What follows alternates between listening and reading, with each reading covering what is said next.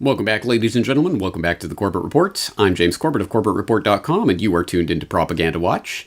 And if you cast your mind back to episode 382 of the Corbett Report podcast on Your Body, Their Choice, you will remember that I did raise the issue of vaccine hesitancy, a brand new field of exploration that's been pioneered over the past decade, this decade of vaccines as declared by Bill Gates, seeking to understand and counteract the phenomena of people using critical thinking skills to reason for themselves whether or not they believe that immunization is a net benefit or a net risk on a case-by-case basis or on a blanket basis. At any rate, the idea that you ever have any hesitancy in accepting a medical intervention like immunization that has been recommended by the approved, unappointed, unelected, unaccountable health authorities of your given regional location is so anathema to the people who wish to control every aspect of your existence that they have really spent a decade and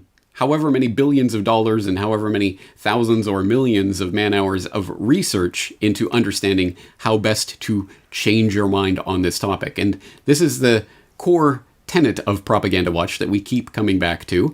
It is something that I want people to consciously recognize, that enormous amounts of expenditure, both in terms of time and in human resources and otherwise, are spent each and every day trying to convince you of certain things. And that enormous amount of effort would not be undertaken if what you believe was not fundamentally important. Your ideas, your outlook, which ultimately influences your behavior and actions, is exceptionally important, and the would-be controllers of society are well aware of this. This is why they spend so much time trying to analyze you and better persuade you, one way or another, to think and act along certain lines. Case in point, vaccine hesitancy and how to address it. And as one example of that, we can turn to immunize.ca, the website of Immunize Canada, which is a non-profit group coalition seeking to basically get everyone in the universe immunized, but specifically, obviously, in the Canadian context. And they have a page up on counseling the public, where they have a handy-dandy guide to various publications that have been published over the past 5 years, about how to effectively communicate ideas about immunization or how to address vaccine hesitancy, from the Canadian Immunization Guide, CMAJ, US CDC, World Health Organization, etc. So these are a lot of, you can explore all of these. I'll put the link in the show notes, obviously, so you can explore these documents individually. We're going to be taking a look at one of them in particular. But before we do so, I think it is important to just parenthetically note, what is Immunize Canada? Where does it come from? How does a group like this actually function? Well, if you go to their About page, you can get the spiel about being a nonprofit group that just wants to help public health, etc.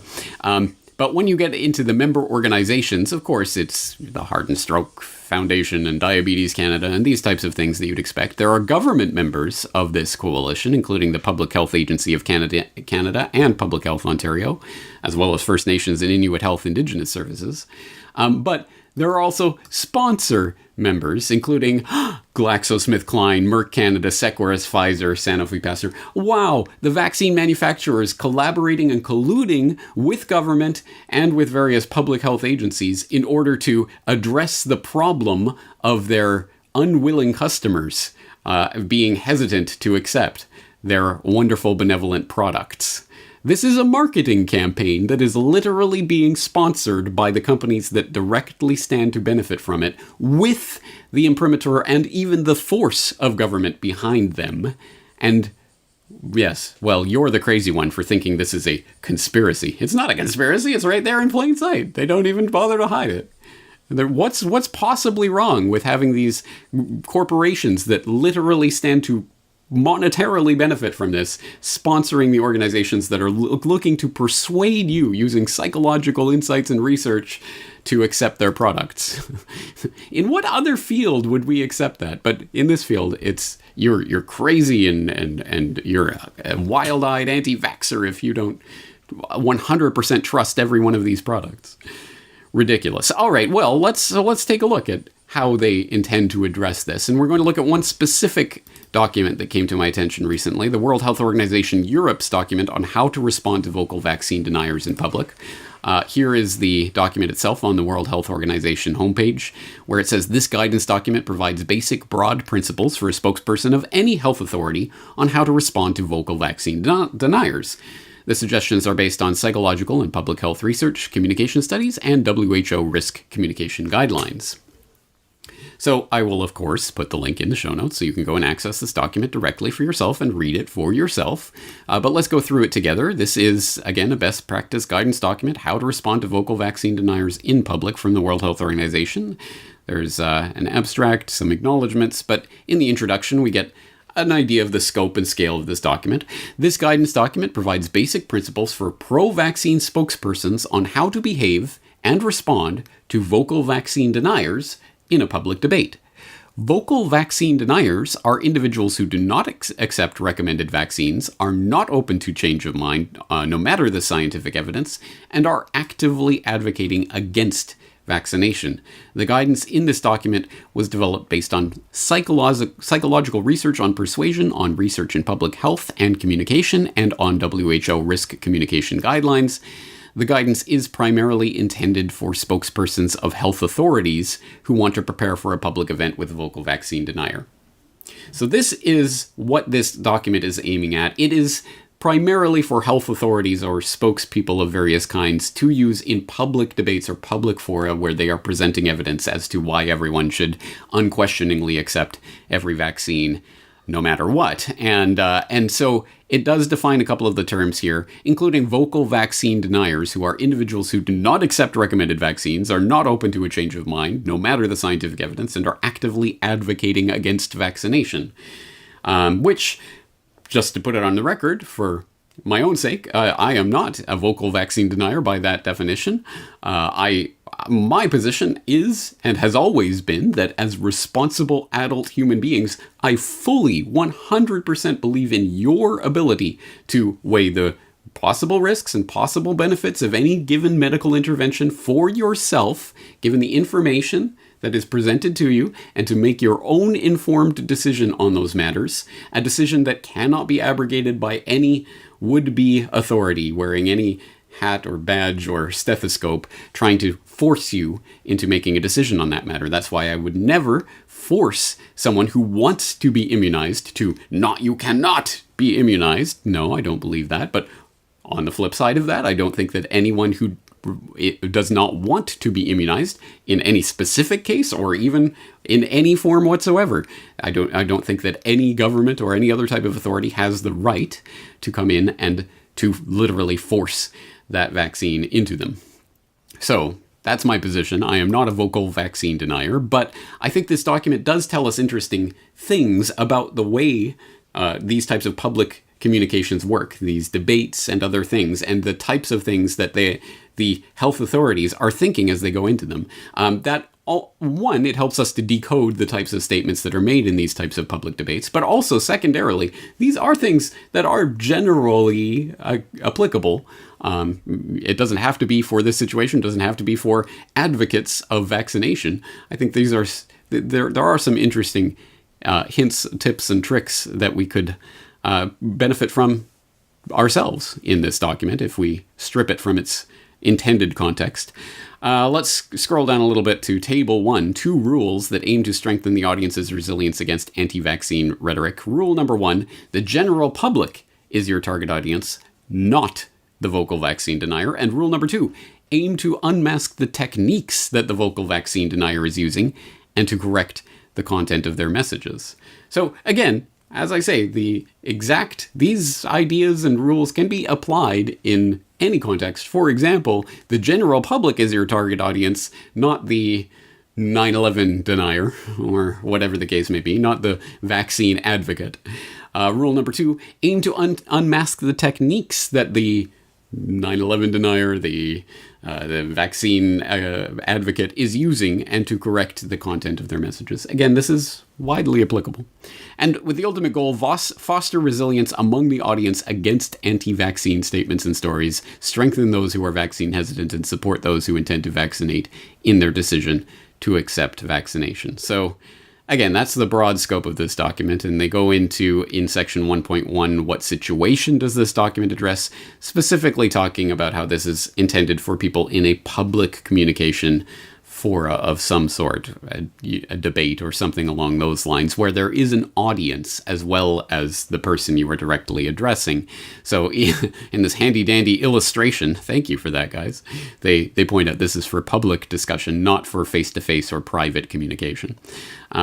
They go on to further elaborate on the term vaccine denier, which they differentiate from vaccine refusers, who are a group within the vaccine hesitancy continuum who refuse all vaccinations without doubt. However, even convinced refusers may still consider other opinions and be convinced by scientific evidence and well-presented arguments. So note well, if you are able to at least consider other opinions, then you are not a vaccine refuser. Or you are not a vaccine denier, I should say. You are maybe a vaccine refuser, depending whether you fit these particular category attributes. The vaccine deniers refers to a subgroup at the extreme end of the hesitancy continuum, people who have a very negative attitude toward vaccination and are not open to a change of mind, no matter the scientific evidence. In fact, vaccine deniers may even counter-react to evidence-based arguments. So they're projecting a lot, I think, but at any rate, they even provide, again, this very helpful, by which I mean not helpful at all, illustration showing, oh, okay, so here's the differentiation. There's the hardcore of vaccine deniers who have very low or zero probability of ever changing their mind. There's the vaccine refusers who are unlikely to change their mind, but are open to doing so. And then there are the hesitant individuals who are more highly probable of being open to changing their mind at any rate. As section 1.3, they go into the term vocal vaccine denier to underline the point that a vocal vaccine denier is not only a vaccine denier, but someone who is taking that into the public sphere and advocating and arguing that no one should take vaccines and under any circumstances. And that's basically the way that they're defining that in this document. But they go into, in Table 2, actions undertaken to spread messages of vaccine denialism. And I think, again, the projection that's going on here is remarkable. One, skewing the science. Vocal vaccine deniers ignore and reject scientific evidence that counters their arguments, as opposed to the pro-vaccine advocates who 100% embrace any and all scientific evidence or studies that in any way undermine or counteract their point, right? No, of course not, right? Two, shifting hypothesis. Vocal vaccine deniers change the topic that they're addressing when they fear to lose an argument, which is actually one of the core ideas that is being taught in this and other documents about how best to change and tailor your message to reach your audience, and how to change even the point of what it is you're trying to address based on who you're talking to. 3, censorship.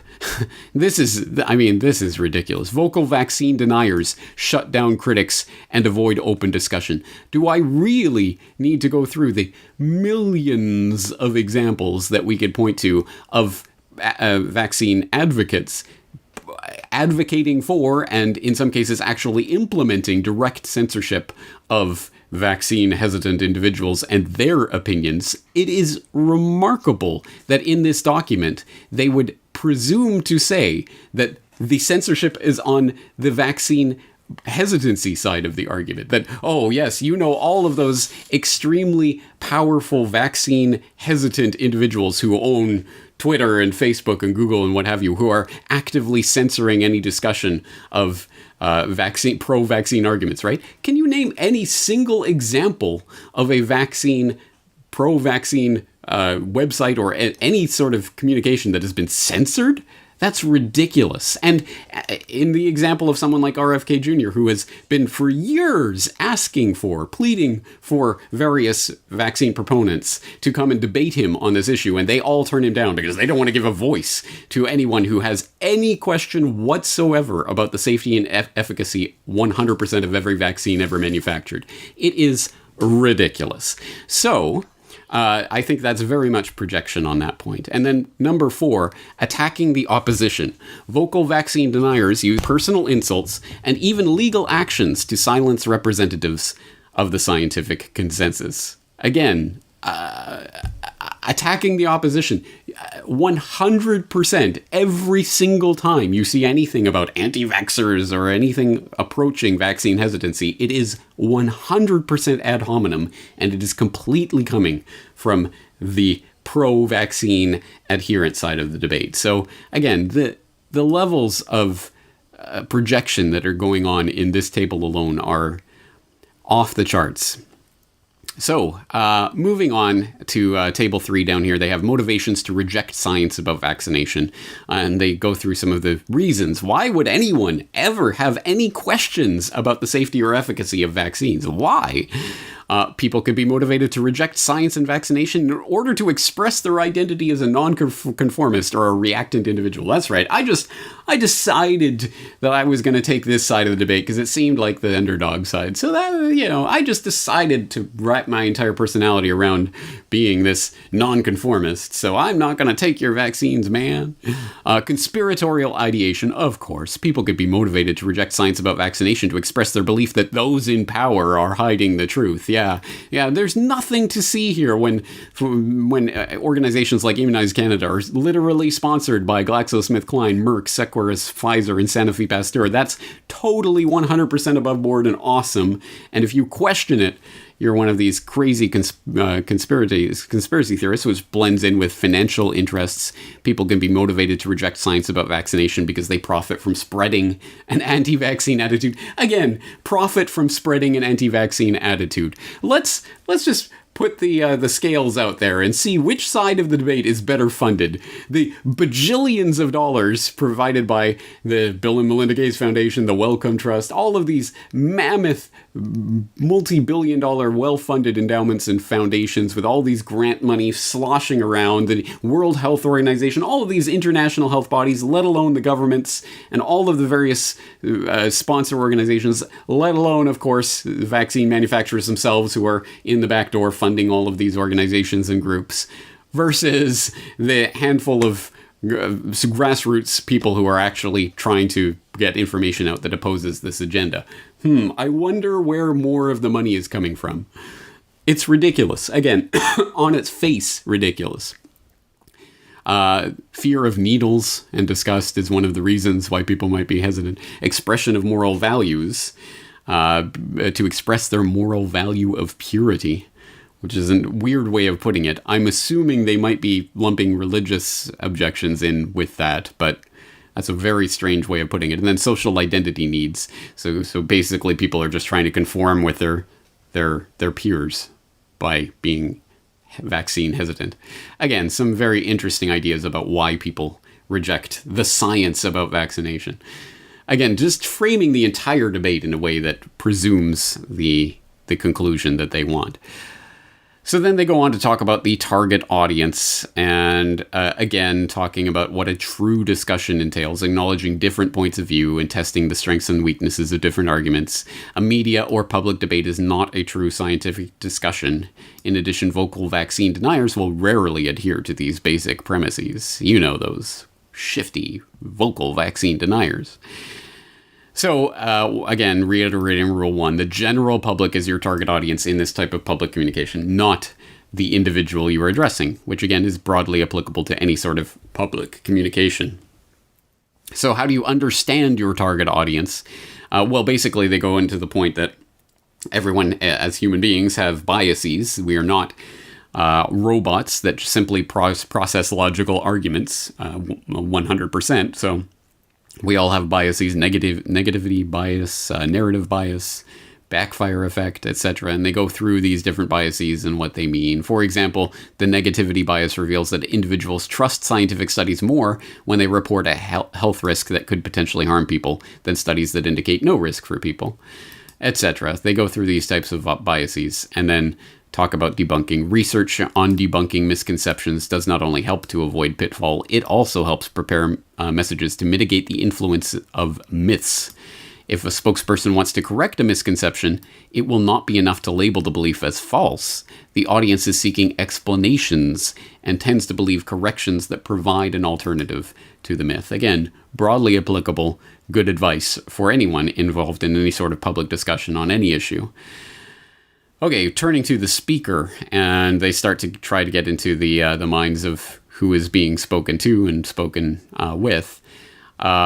It's really, again, interesting the way they try to pump up the person who is going to be taking on this debate. Facing a discussion with a vocal vaccine denier, you, as the spokesperson, should always remember that the most substantial arguments are on your side. Having a vast body of evidence agreed by the majority of scientists to back up your position makes you well prepared from a scientific perspective. The scientific consensus that you are representing can serve as an initial gateway through which to influence your audience's key beliefs and increase this support for public policy in support of immunization. Which, again, science by consensus, science by majority opinion of the best funded doctors and organizations claiming to represent doctors.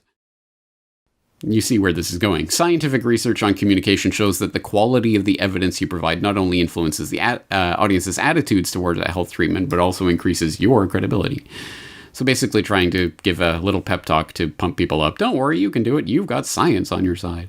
Talk about being a good spokesperson, and they go into the various types of verbal and nonverbal techniques that you can employ in these types of situations, using metaphors, using stories and anecdotes, expression of moral conviction, contrasts, reflection of the group's sentiment, rhetorical questions, setting of high goals, 3-part list, conveying confidence, and non-verbally you can use facial expressions and gestures, as well as varying the volume of your voice and the pace of your speech. So being a good speaker can be learned, and they're, again, very broadly applicable ideas for speaking or communicating in a public context of any sort. And then also being a good listener, which again is an interesting point. In communication studies, the importance of listening in any communication process is unquestioned. To design effective messages, you need to listen to the denier. Even though your true audience is the general public watching or listening, it would be a mistake to ignore your discussion partner. And it shows that discussion is not a platform for a monologue. The public will judge you by the attention, motivation, and participation that you as a spokesperson demonstrate during the discussion. That is no doubt true. I always do take the points more seriously of people who seem to be actually addressing what the other person is saying, rather than going from some pre-prepared list of talking points and not deviating from that in any way. So again, these are just general points that one can use in discussion. Do's and don'ts of communication. Prepare key messages. Communicate what has been achieved. Keep your messages simple. Tell the truth. Tell the truth. That's a pretty good point. Maybe that should be the number one. Maybe that should be the entire document. Tell the truth. That would be a good counter document to this type of document. Repeat your key messages. Avoid humor, which I thought was an interesting point. Humor has long been discussed as an effective strategy to increase the persuasiveness of a message. However, this benefit is absence in the context of health, which could be explained by the fact that humor is easily misinterpreted or even perceived as offensive when used in an inappropriate context. So that's interesting. Do not repeat the anti-vaccine arguments, because you don't want to, just by the fact that repeating them actually reinforces them in the minds of the listener, even if you are negating them, which is another important point, which, again, reflects more broadly on public communications of various sorts. But, for example, if the independent alternative media, all they ever do is talk about what the mainstream establishment media is telling them to talk about on any given subject at any given time, then essentially they're just reinforcing the narrative, even if they're trying to negate that narrative. So that's something to keep in mind. And then do not question the denier's motivation, which I think is this is a good point that should be employed more broadly. I'm not sure I've ever seen any sort of debate on the vaccine subject, let alone many other subjects, that does not, that where the speakers actually adhere to this rule. But it is true to bring in the motivation, I think you're saying this because, is a low blow and should decrease your credibility in the mind of the listener. Use inclusive terms because psychological research shows that high similarity between speaker and audience can increase the audience's compliance with the message. Underline the scientific consensus. Again, everyone's thinking it, so you should too. Emphasize social benefits of vaccines. The social benefit of vaccines. Interesting. So then they finally get into the argument, and they give some tips for identifying the 5 characteristics of science denialism. Conspiracies, that scientific consensus is the result of a complex and secretive conspiracy. No, it's the result of a complex and out in the open conspiracy, I would argue. But anyway, well, you know, take that for what it's worth. Fake experts, using fake experts as authorities, combined with denigration of established experts. You see, they keep going back to the scientific consensus, trust the science, follow the science, listen to the science. The scientific studies are on your side. These people aren't listening to science. But if you ever have any scientific counter-argument backed up by science and research and data, that's because you are relying on fake experts. And guess who gets to decide who are the fake experts? That's right, it's you, the pro-vaccine advocate. You get to decide, and we'll get into how they decide that a little bit later. But again, that is the part of the reflection of a complex and out in the open conspiracy. 3, selectivity, referring to isolated papers that challenge scientific consensus. Again, the idea is there is this block of 99 experts or 99 papers or 99 journals that all think this thing, and then there's this one that discredits it or says something different. Again, as if science works on that framework. Well, yeah, but millions of people believe whatever, that there are 4 elements that everything is made of: fire, water, earth, and air, and that's it. And, oh, look, there's this one crazy person over here talking about some other way of looking at it. They must be crazy. We will never change our mind on that opinion. Number 4, impossible expectations, expecting 100% certain results or health treatments with no possible side effects. Well, interesting. No, of course, no one can ever really reasonably expect that, but you can make your own decision whether or not you think what you think that risk is and whether you think that risk is acceptable. Can you not? Are you allowed to make that decision for yourself? And then 5, misrepresentation and false logic, jumping to conclusions using false analogies, etc., because we all know that is never employed by vaccine advocates. Again, step 2, disentangle the core points and address each separately. For example, the threat of disease, trust, alternatives, effectiveness, and safety of vaccines. Respond with evidence-based message. So it's a 3-step process. Identify the technique that the vaccine denier is using: conspiracy, fake experts, selectivity, impossible expectations, misrepresenting false logic. And then step 2, identify the topic that this is concerning: trust, threat of disease, effectiveness, safety, alternatives, and then respond with your key message. And so they should give you examples. For example, step 1, identify the technique. So if someone is complaining that the government is systematically hiding the real data, then you identify the topic, which is trust, and you come back to the government receives kickback from the pharmaceutical industry. It is very profitable business for them. And then step 3, you respond by saying the conspiratorial notion of this statement completely ignores the massive scientific evidence produced by independent scientists all over the world and the benefits of vaccination in protecting entire populations from potentially life-threatening diseases. It also overestimates the power and discredits the motives of health authorities everywhere. So I don't really see how that fundamentally addresses the real and identifiable monetary incentive that is at play here, or the fact that it is being employed by these organizations. But at any rate, this is their 3-step process. So I'll let you go through and read that for yourself. And then 4.1, response to vocal vaccine denier. So they give you this handy dandy chart so you can prepare for every single possible type of argument that you could encounter and what you should say in that circumstance, because we all know that's going to come across as totally not scripted and stilted when you actually do that in a public forum, right? And then 4.2, beyond vocal vaccine deniers, response to other discussants. Not everyone who spreads false information about vaccination in public is a vocal vaccine denier. Vocal vaccine deniers are motivated to reject science for a variety of different reasons. A discussant can make a false claim simply because the discussant is misinformed. That is, the discussant repeats claims of vocal vaccine deniers without being one. So the discussant could be a concerned parent who is biased in his or her perception, for example, due to the narratives he or she has read online, etc. So they go through some different examples, and then the structure of the information stays the same. Whether the false information is coming from a vocal vaccine denier or is repeated by a misinformed individual who has no motivation to reject science, the topic addressed by the message and the techniques used to make them sound appealing are most likely covered by the algorithm outlined in Figure 4. Again, argument by algorithm. I don't think that's going to work in reality. Table 12, using topic and technique rebuttal to counter impossible expectation in scenarios with varying discussants. So this is talking about how different people will frame the argument that vaccines are not 100% safe, which is demonstrably true, of course. So here's how you respond to people who are making that argument in public. So, for example, the vocal vaccine denier says vaccines should be 100% safe, and the rational, because he's a crazy, wild-eyed weirdo, and then the rational voice of authority says expecting 100% safety is impossible. No medical product or intervention from aspirin to heart surgery can ever be guaranteed 100% safe. What we do know for sure is that the risks associated with vaccine-preventable diseases by far outweigh those of vaccines. In the worst of cases, infectious but preventable diseases such as measles can kill.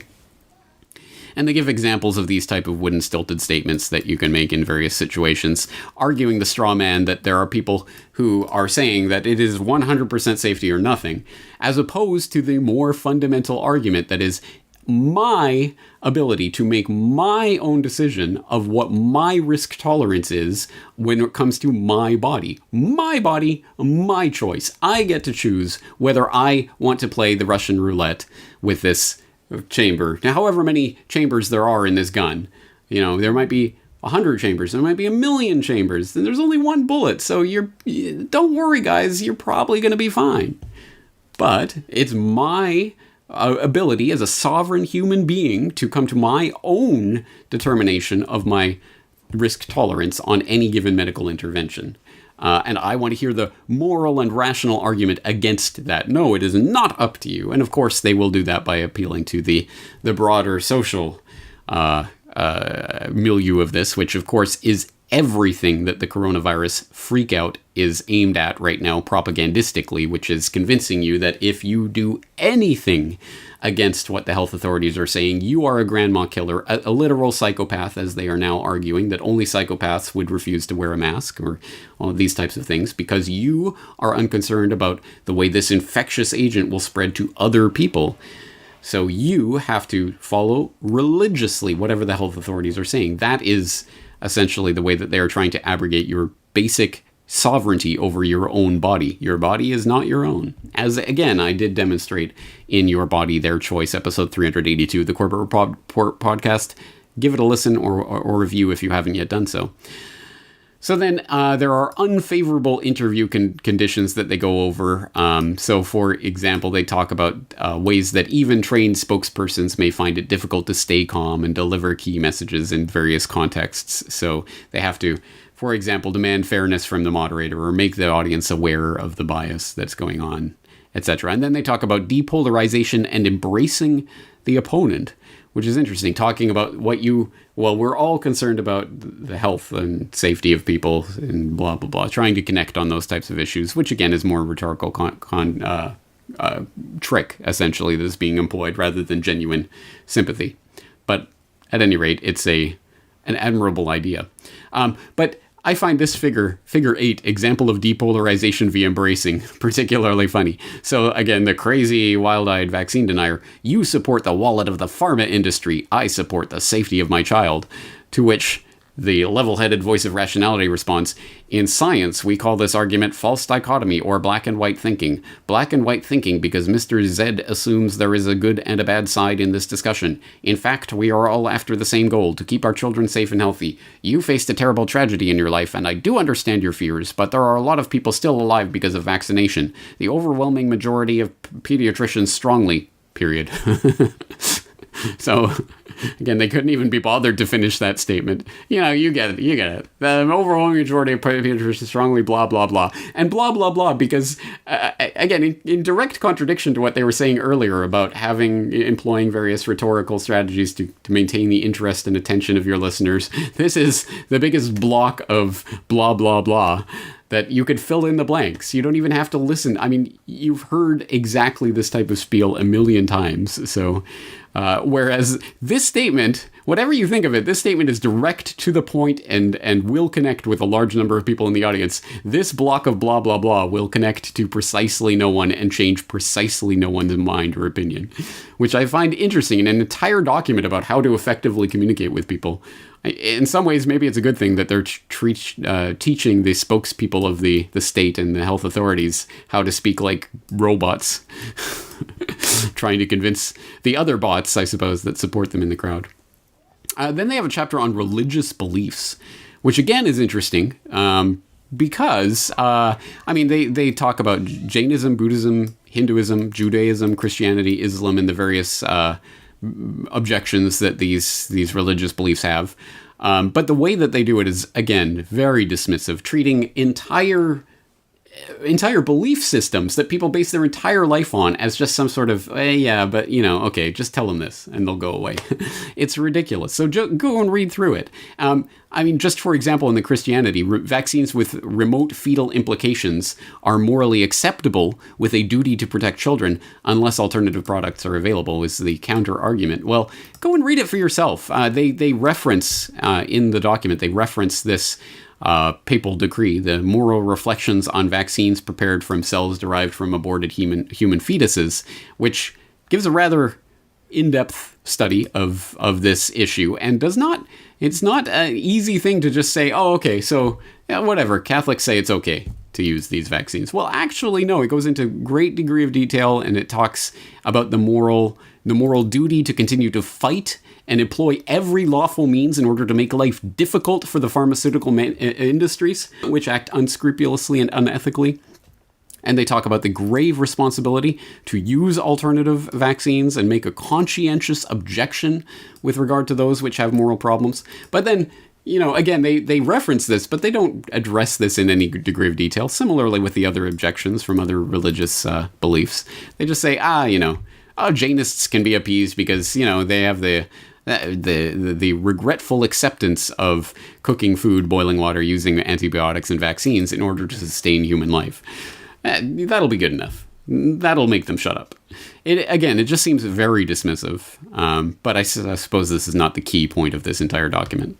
You can continue reading through that. Chapter 8, How to Behave in a Passionate Debate, and it gives some ideas for that, and then participating or not, basically whether you should enter into a debate in public or not, and you shouldn't. For example, if you're not media trained, you do not have sufficient time to prepare, the content, focus, or format is unclear or repeatedly changed, the format does not seem serious, the audience of the discussion is not relevant or large enough to justify your participation, the journalist is unwilling to listen to you, you suspect the discussion may be too biased, or your safety during the discussion cannot be guaranteed.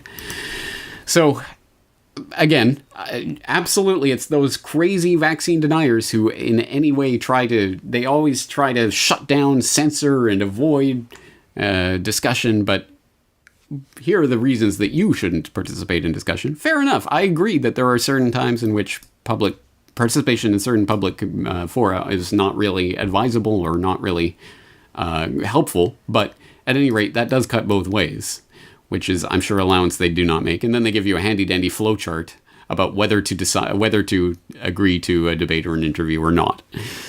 So, again, treating the people who are reading this document as robots. Just go through the flowchart and you'll find out whether or not you should attend the debate. Ridiculous. Chapter 10, Fake Experts and Predatory Publishers. This is the other part that I think, again, is the open conspiracy. No, there's nothing hidden about it. It's quite open. But they give you the examples of what scientific articles should be treated acceptably. Okay, that's scientific research versus what should be taken with caution. And they talk about articles that are not indexed in scientific database, articles published in a journal with no impact factor, articles published in an open access journal. Open access. Journal metrics cited come from sites that are not transparent. including Google Scholar, interestingly.